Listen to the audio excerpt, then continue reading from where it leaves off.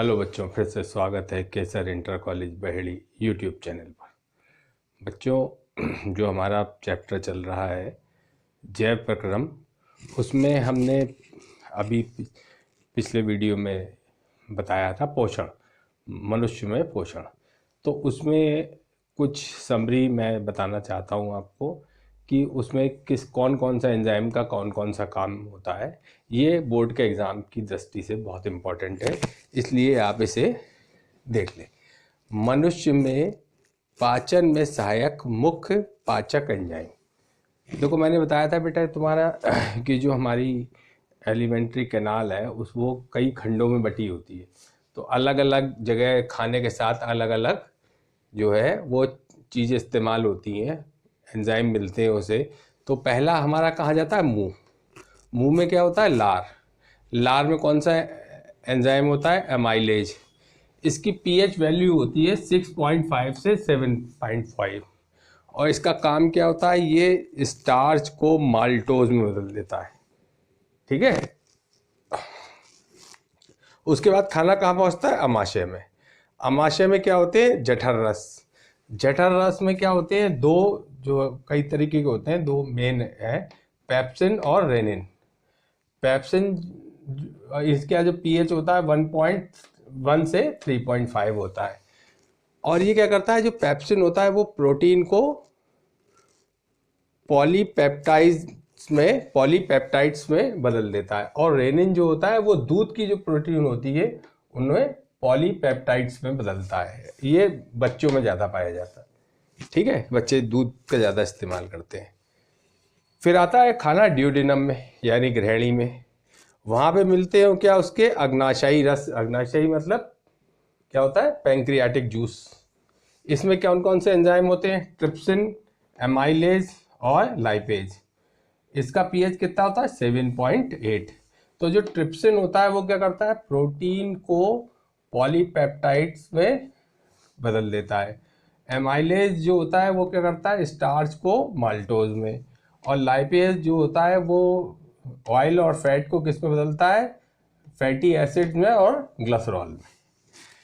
अब आता है इलियम, यानी उसमें क्या होता है? यहाँ पे आंत्ररस मिलते हैं। ये कौन कौन से, इसमें कौन कौन से एंजाइम होते हैं? माल्टेज, लैक्टेज और लाइपेज। इसका पीएच कितना होता है? 8.5। माल्टोज जो क्या करता है? माल्टोज जो है वो माल्टोज को, जो ये हमारा माल्टेज होता है, ये क्या करता है? माल्टोज को ग्लूकोज में बदल देता है। और लैक्टोज को ग्लूकोज और ग्लैक्टोज में। और लाइपेज जो होता है वही पहले की तरह तेल, वसीय अम्ल और ग्लिसरॉल में। तो बेटा ये जो है बहुत इंपॉर्टेंट है, ये डायरेक्ट पूछ लिया जाता है, इसलिए ये समरी याद कर लो। अब हमारा जो पोषण है, वो जो हमारे प्रक्रम का पहला था पोषण, वो हमारा पूरा हो गया। अब हमारा जो जैव प्रक्रम है उसका दूसरा जो प्रोसेस था वो था श्वसन। क्या था? श्वसन। देखो, अगर बेटे हम श्वसन का सीधा सा मतलब समझे तो छोटे क्लासों में हमने पढ़ा है कि ऑक्सीजन को अंदर शरीर मतलब खींचना और कार्बन डाइऑक्साइड को बाहर छोड़ना, ये श्वसन होता है। ठीक है। लेकिन अगर हम साइंस की दृष्टि से देखें तो क्या होता है श्वसन की परिभाषा? पोषण क्रम में के दौरान ग्रहण की गई खाद्य सामग्री का उपयोग कोशिकाओं में होता है, जिसमें विभिन्न जैव प्रक्रमों के लिए ऊर्जा प्राप्त होती है।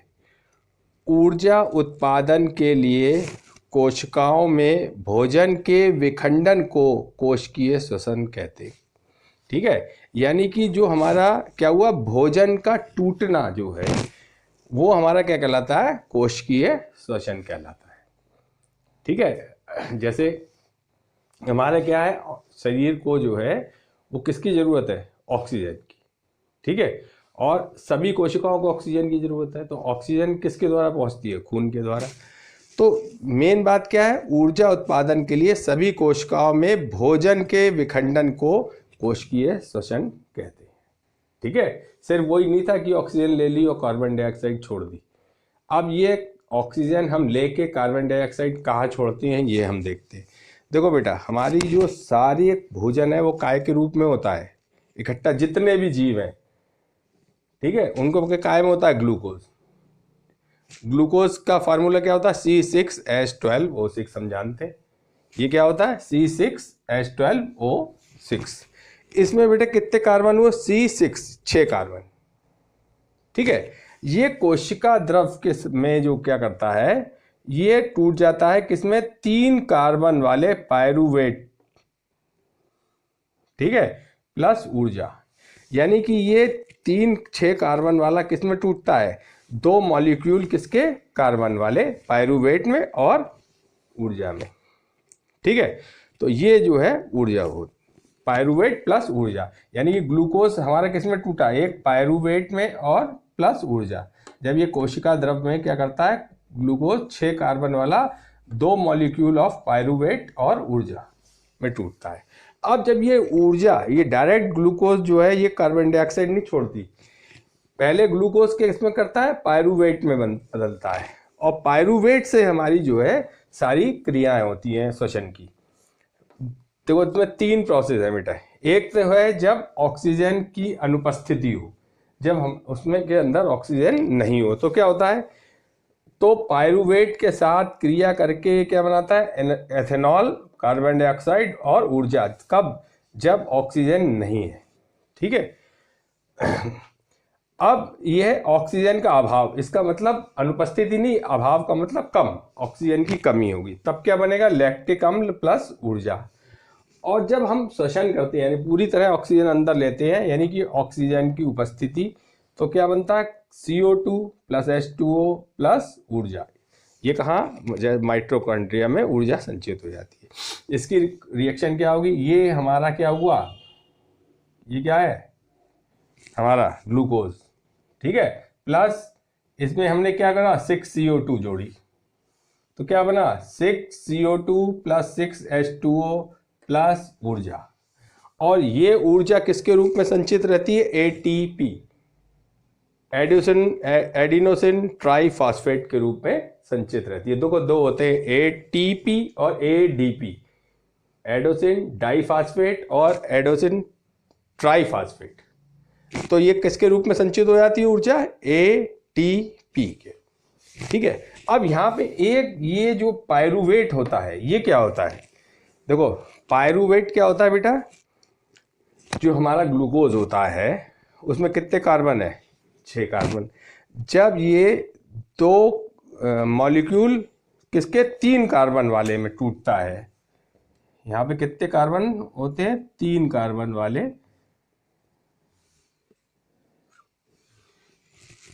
3 कार्बन वाले जो मॉलिक्यूल में टूटता है, ये 6 कार्बन जो है वो किस में बदल जाते हैं? 3 कार्बन में आ जाते हैं। तो इसमें किसके कितने बनते हैं? 2 मॉलिक्यूल बनते हैं। तो ये जो हमारा CH3COCOOH, इसको पायरुविक अम्ल या पायरुवेट कहते हैं। ठीक है, यानी कि इसमें क्या हुआ? 6 कार्बन वाला किस में टूट गया? 3 कार्बन वाले उसमें टूट गया। कितने? 2 मॉलिक्यूल। तो इसको हम पूरी प्रोसेस को क्या कहते हैं? ग्लाइकोलिसिस। इसको हम क्या कहते हैं? ग्लाइकोलिसिस। यानी कि जो 6 कार्बन थे वो किसमें आ गए? 3 कार्बन आ गए, लेकिन मॉलिक्यूल बने कितने? 3। देखो यहाँ पे कितने कार्बन है? इसमें 1 कार्बन है, 2 कार्बन, 3, यानी पायरुविक में 3 कार्बन है। और इसके कितने बने? 2 मॉलिक्यूल। कितने बने? 2 मॉलिक्यूल, तो 3 दूनी 6, यहाँ पे भी 6 कार्बन है। अब ऑक्सीजन आओ, यहाँ पे कितनी ऑक्सीजन है? 6। देखो 1 2 3 ऑक्सीजन है इसमें, और 2 से गुणा कर दो, 3 दूनी 6। तो यानी कि यहाँ पे तो हमारा क्या हुआ? ना हमारा कार्बन का कोई कमी हुई और ना ही ऑक्सीजन की कमी हुई। ठीक है, तो ये हमारी क्या कहलाती है? ग्लाइकोलिसिस। यानी कि 6 कार्बन वाले जो हमारे ग्लूकोज है, उसको 3 कार्बन वाले 2 मॉलिक्यूल पायरुविक अम्ल में तोड़ने की क्रिया को हम ग्लाइकोलिसिस कहते हैं। और CH3COCOOH, यानी इसको हम पायरुविक अम्ल या पायरुवेट कहते हैं। ठीक है, जितने भी जीव होते हैं वो सब में श्वसन के दौरान ग्लाइकोलिसिस होती है। कोई भी हो, ठीक है, कोई भी जीव हो, पेड़ पौधों में भी होती है, लेकिन उसमें स्टार्च होता है, अपने में डायरेक्ट ग्लूकोज होता है। समझ में आ गई बात? उतार लो।